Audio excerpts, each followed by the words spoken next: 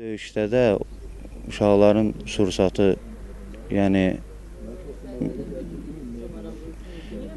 sursatları qurtardığına görə, həmi yaralı olduğuna görə, həmi sursat qurtardığına görə, ermənilərin mühasirəsində qaldıqlarına görə, çox yaxınlaşdıqlarına görə ermənilərin əsir düşməməkdən ötəri özlərin bir yerə yığıb partladıblar. Ehtiyatda olan zabit Baş Leytenant Məmmədov Mehman 1997-ci ilin aprelin 10-da faciəli şəkildə həlak olan kəşfiyyatçı qrup haqqında kameramıza danışdı.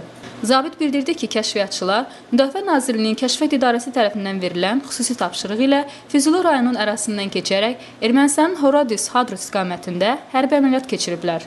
Əməliyyatı uğurla yerinə yetirib geri dönərkən erməni hərbiçilərinin puskusu ilə rastlaşıblar. Pilinqator vasitəsilə yerləri müəyyən olunub ermənilər tərəfdən.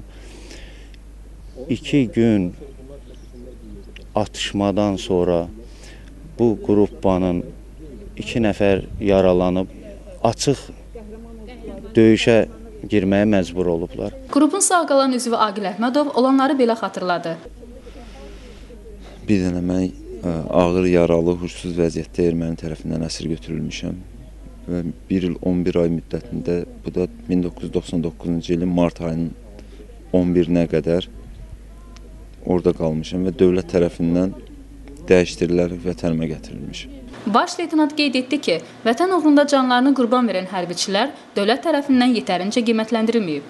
Biz elə düşünürdük ki, bu uşaqları ən yüksək ada layiq görüləcəklər.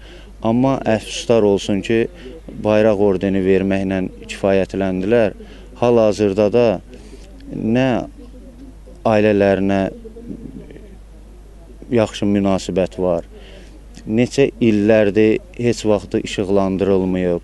Şəhid anaları narazılıqlarını belə bildirdilər. Uşaq böyüyür, atasını görməmiş bir uşaqdır. Öz atasının adı ilə böyüyür, adı Vüqardır. 17 ildən sonra birinci dəfədir mən görürəm ki, kimsə mikrofonla gəldi, kimsə kamera ilə gəldi bura. Bu uşağı mən heç vallahi istəmərəm orduya getsin. Deyirlər, torpaq uğrunda ölən varsa vətəndir. Vətəndən ötürü canımı keçib. Canından keçib bu oğullar. 17 ildə hələ bilən yoxdur ki, heç burada bu 7 oğul var, yox. Görün, bu oğullardan ötürü heç bir itirib axtaran var. Heç bilmirlər, heç kiminsə yanına gəlsən deyir, ağlım vardı, göndərməyəydin. Qoruyaydın, saxlayaydın onu, gizliyaydın.